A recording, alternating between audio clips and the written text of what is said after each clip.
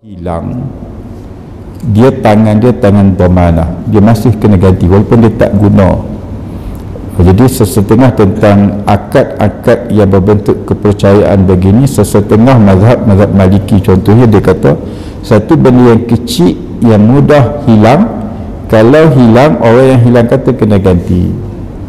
Kalau benda besar hilang, macam pinjam kereta hilang, tak payah ganti.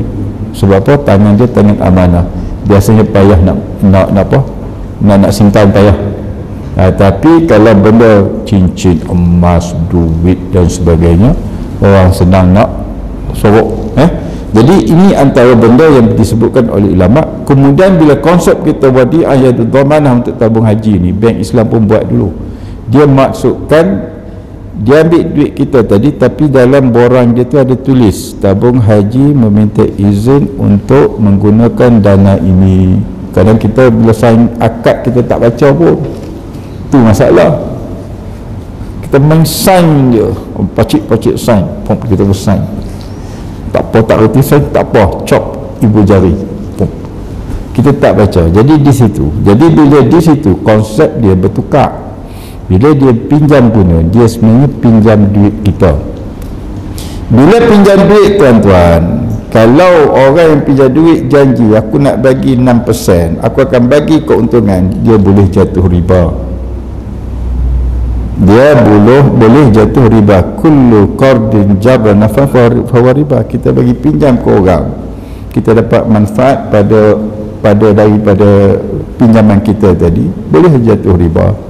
Tapi kita orang nak bayar balik, kita pinjam duit orang 1,000, kita nak bagi 1,100 tanpa ada syarat, tak apa, ahsanukum qada'an, orang yang paling baik menunaikan hutang, nak bagi lebih tak apa. Jadi dalam konteks tabung haji ni, dia tak boleh bagi janji 6%, 8%, 10%, 4%, 1%, 0.1111 pun tak boleh. Kalau dia bagi janji untuk bagi persen, dia akan jadi riba. Tak pasal-pasal kita nak lari pada bank konvensional, jadi riba. Jadi dalam konteks ni, apa yang berlaku tabung haji, lepas pada tabung haji jelaskan balik, konsep yang kami terima ialah wadi'ah yadud dhamanah. Kami ambil, kami pinjam, kalau berlaku apa-apa pun kami ganti balik jumlah asal, bukan keuntungan, jumlah asal. Jadi sesetengah ulama dan sesetengah kami dalam perbincangan kami pun kadang-kadang di kalangan penasihat-penasihat bank-bank Islam, kami duk bincang juga, kalau bank-bank tadi istiqamah bagi keuntungan, seolah-olah bank dah letak satu syarat akan bagi keuntungan pada pinjaman yang bank dapat daripada kita. Bank dapat daripada kita buh dalam bank tu, kita bagi pinjam ke bank guna. Jadi kita kata sekali-sekala patut kok bank tak bagi, supaya tak nak jadi uruf. Al-ma'ruf urfan kal-masyrut syartan. Maksudnya satu benda yang diketahui secara adatnya seolah-olah dah diletakkan dalam akad akan bagi keuntungan tersebut. Jadi terbukti sekarang ni, bila tabung haji tak buat, ramai orang marah, padahal itu kontrak deposit. Sepatutnya tak lagi sekali-sekala tu lagi kuat dia punya syariat dia tu, menunjukkan bahawa ini memang ahsanukum qada'an, tabung haji ni buat baik bagi juga. Jadi itu keadaan dia. Kalau mudharabah macam mana? Mudharabah banyak kekangan. Katalah tabung haji dapat duit daripada kita 70 bilion.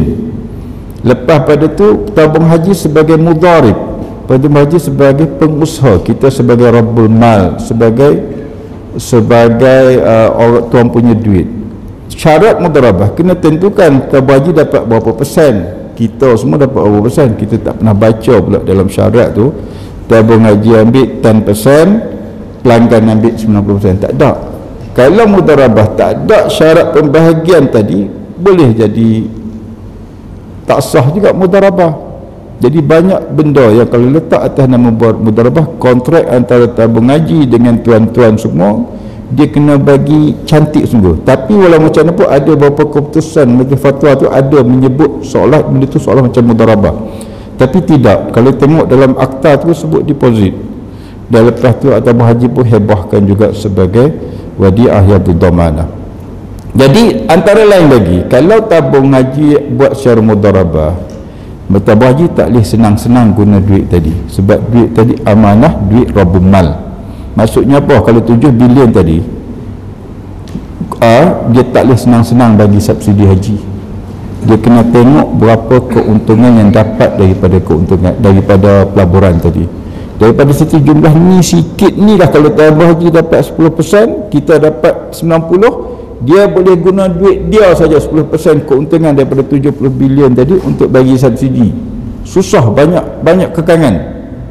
Jadi bila sebab tu dia tak boleh dalam bentuk mudharabah. Yang 90 bagi, dia kena bagi ke kita. Dia tak boleh guna duit kita untuk bagi subsidi. Sebab tu dia tak boleh berlaku dalam bentuk mudharabah. Dia kena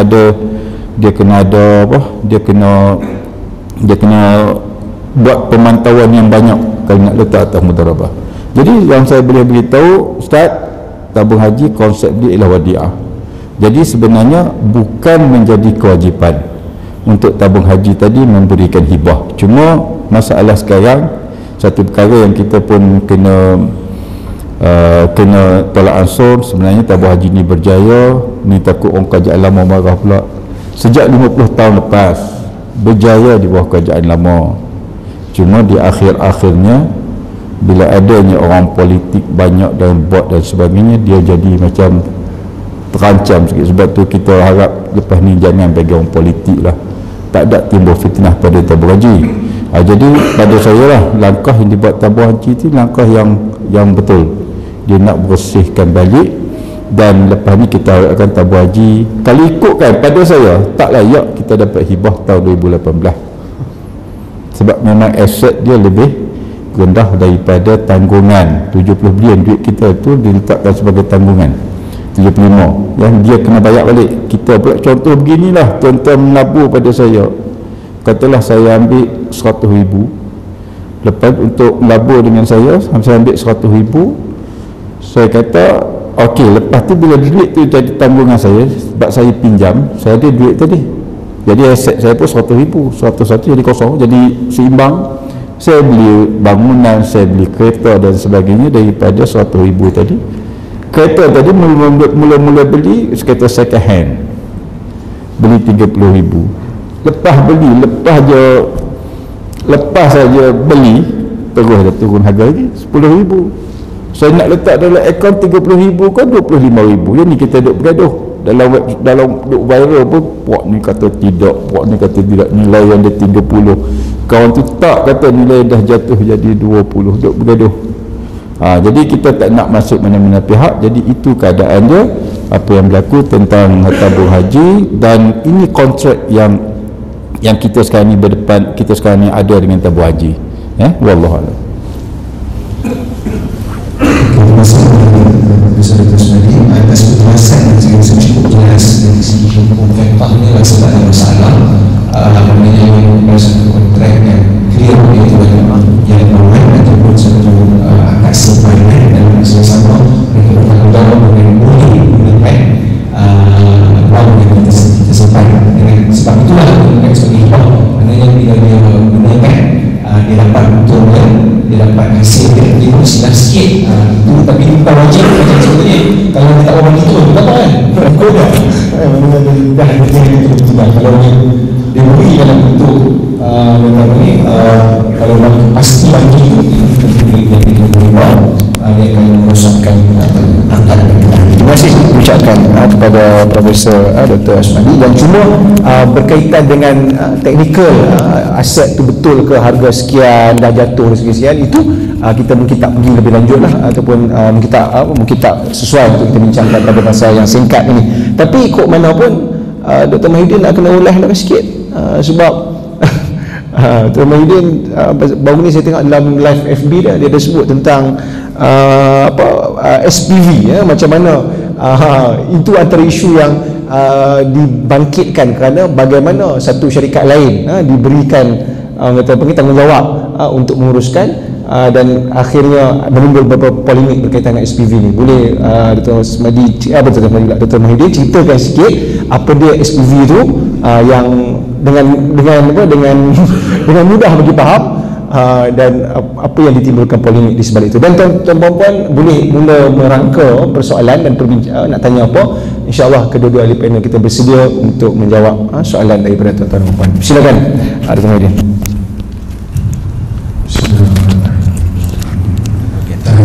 Soalan saya memang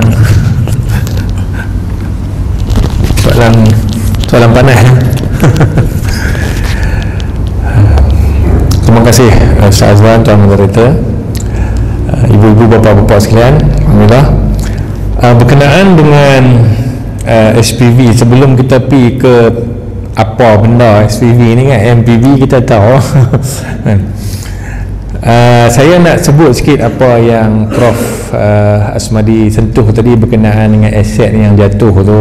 Maksudnya kalau kita terima duit pelaburan daripada penyimpan, kita guna duit tu untuk melabur, jadi nilai pelaburan kita tu aset. Kalau kita beli kereta, kita beli tanah, jadi kita tengok kalau tanah naik harga, kita rekod dia sebagai naik harga lah.